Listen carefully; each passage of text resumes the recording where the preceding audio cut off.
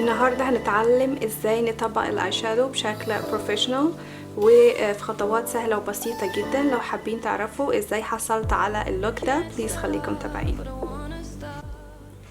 اول خطوة هتحتاجيها هو انك هتحتاجي تيب او اللي هو السلوتيب، وهتحطيه على طرف العين بحيث ان انتي وانتي بتدمجي لو وقع اي شادو زيادة تحت العين بيكون اسهل في التنظيف، وفي نفس الوقت بيديكي شكل يعني شارب للاي شادو بتاعك. المكان اللي بحط فيه هو ان انا ببدأ من الزاوية الخارجية للعين وبحطه بشكل موازي للحاجب والنهاية الخارجية للعين بالشكل ده كده. اول حاجة هبدأ بيها هو ان انا هجهز الجفن بتاعي علشان خاطر لما اجي اطبق الاي شادو يديني اللون الصحيح ويثبت معايا لمدة طويلة. فاول حاجة هحتاجها هو الاي شادو برايمر او اللي احنا بنسميه اساس للعين. طبعا بيجي في اكتر من شكل، في منه اللي هو الكريمي وبيكون شكله كده، وده بتطبقيه بصوابعك او ممكن تطبقيه بفرشة اي شادو، ويفضل ان هي تكون فلات علشان يتطبق على كامل الجفن بشكل سهل جدا. تاني شكل للاي شادو بيز او اللي هو البرايمر، الاي برايمر هو الليكويد، وده بتطبقيه بصوابعك علشان دي افضل طريقة لتطبيقه، يعني افضل من الفرشة. انا النهاردة هستخدم الكريمي بيز وهطبقه بصوابعي،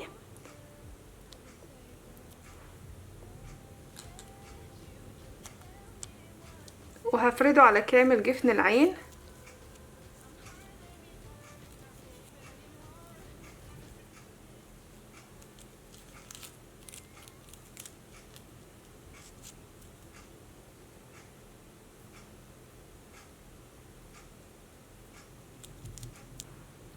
طبعا فكرة الاي برايمر ان هو بيغطي لي لو في اي pigmentation او اي لون، يعني بيوحد لي لون الجفن بشكل عام، وبيغطي لو في اي عروق على الجفن، وفي نفس الوقت هيساعد ان الاي شادو بتاعي يثبت لفترة طويلة طول اليوم على العين.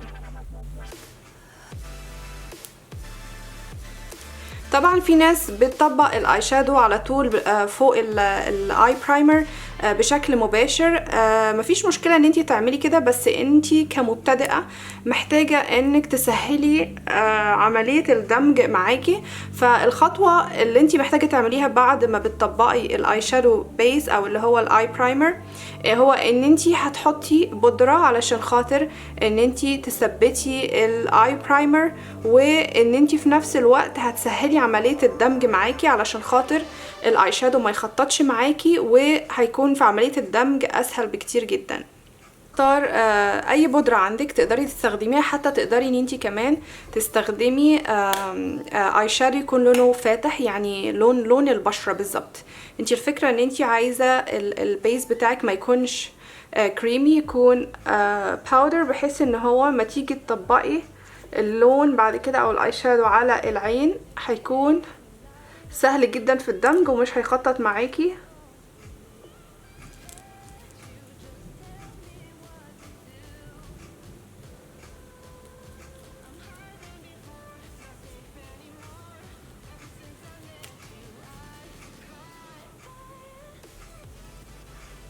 اول حاجة عاوزين نفهمها هو ان الاي شادو بيجي في اشكال مختلفة.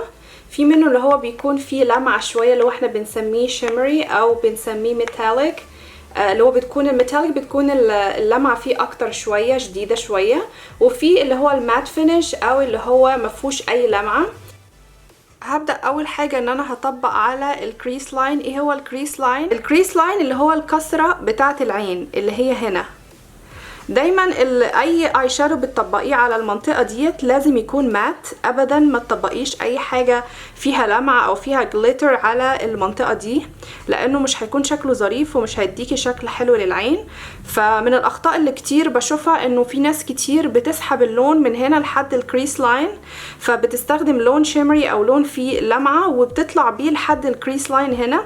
ده طبعا من الاخطاء اللي احنا بنشوفها في التطبيق الاي شادو. طبعا مفيش قواعد للمكياج. تقدري ان انتي تبدأي بتطبيق الاي شادو على الجفن المتحرك، وبعد كده بتطلعي على الجفن الثابت، او العكس، او تقدري ان انتي تبدأي ان انتي تطبقي الاي شادو على الجفن الثابت ومنه بتنزلي على الجفن المتحرك، حسب انتي بتفضلي ايه، وحسب برضو اللوك اللي انتي هتعمليه للاي شادو. النهارده هبدأ ان انا هطبقه على الكريس لاين، او اللي هو الخط اللي هو الكسرة بتاعة العين. وخلينا دايما عارفين انه يعني غالبا انتي كمبتدئة محتاجة ان انتي تقللي من استخدام الالوان الغامقة، لان الالوان الغامقة دايما بتحتاج دمج اكتر جدا، لانه لو مش مدموجة بشكل صحيح مش هتديكي شكل حلو للعين. فانا هبدأ النهاردة بتطبيق الوان فاتحة علشان نشوف التدرج في الالوان بيكون شكله ايه. ان انا هستخدمه هنا على الكريس لاين، والخطوة دي تقدري تعمليها وانتي مفتحة عينك، لان انا عايزة اطبقه على المنطقة الخارجية من العين فقط، انا مش هطبقه على الجفن المتحرك. وطبعا اللون ده مات فينش، يعني لونه مفهوش اي لمعة. والطريقة اللي انا بطبق بيها هو ان انا بعمل حركات دائرية وبروح وبرجع في نفس الوقت. يا جماعة الدمج هو اهم خطوة في تطبيق الاي شادو، هو ده اللي بيديني شكل جميل للعين، وفي نفس الوقت بيديني شكل نضيف للاي شادو بتاعي.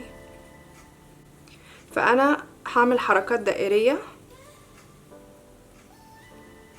وفي نفس الوقت هروح وارجع، لو في اي زيادة هتطلع معايا في الفرشة.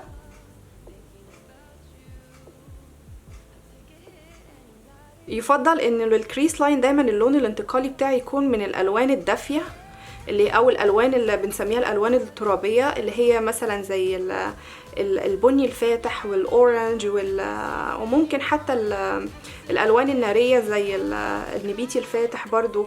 المهم ان اللون اللي انا بستخدمه على الكريس لاين يفضل ان هو يكون ترابي، لان الالوان حتى الترابية بتناسب كل الوان البشرة.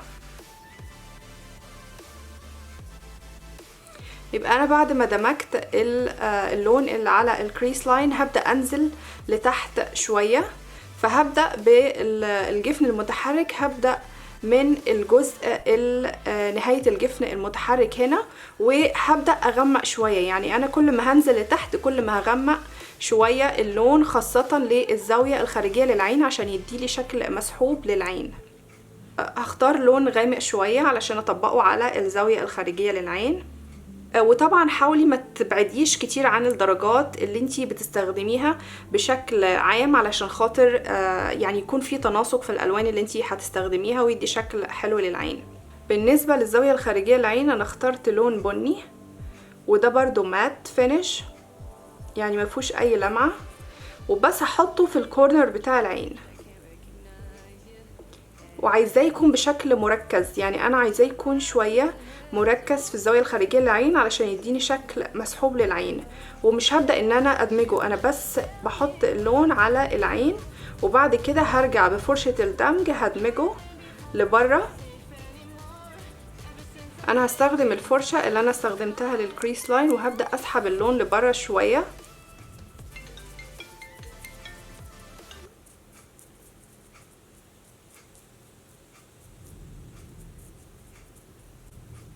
طبعا انا مش هطلع بالدرجة الغامقة دي قوي لفوق، انا بس يعني اخري هو الخط اللي هو الكريس لاين، اللي هو الخط اللي بيفصل بين الجفن المتحرك والجفن الثابت. كل ما هتطلعي على فوق كل ما هخفف حدة اللون اكتر، انما انا عايزة تركيز اللون يكون في الكورنر الخارجي بتاع العين عشان يديني شكل مسحوب للعين.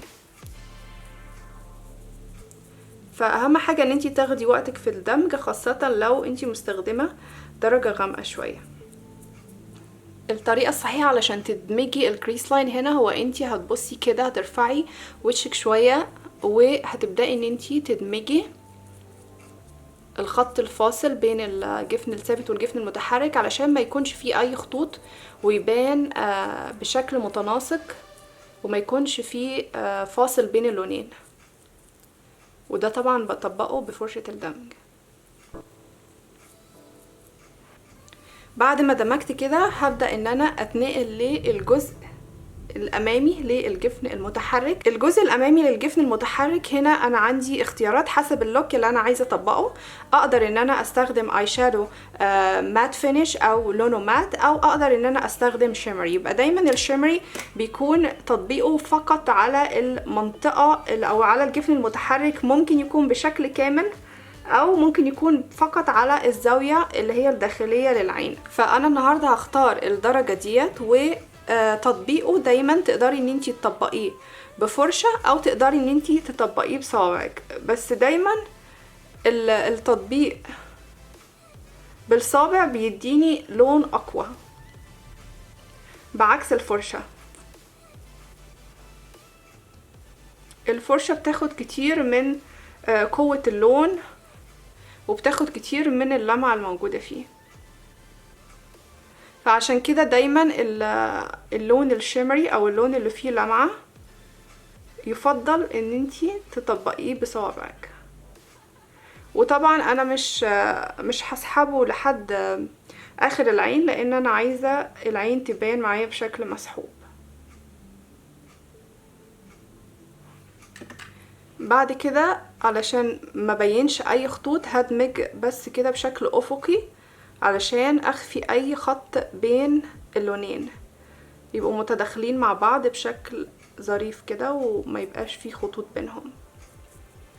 بالنسبة للكورنر الزاوية الداخلية للعين انا مش عايزة دايما ده يعتبر الكريس لاين بتاعي، انا مش عايزة اي لمعة تكون على الكريس لاين بتاعي. دايما لازم يكون الجزء ده عليه اي شادو مات، ما يكونش عليه اي شادو فيه لمعة. فانا هنضفه بفرشة نظيفة.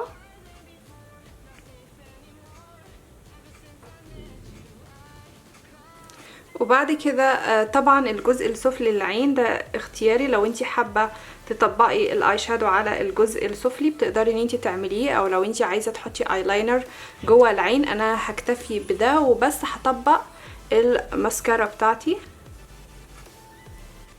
ده الشكل النهائي للاي شادو.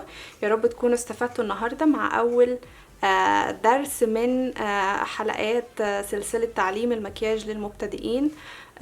شكرا ليكم وهشوفكم المرة الجاية ان شاء الله.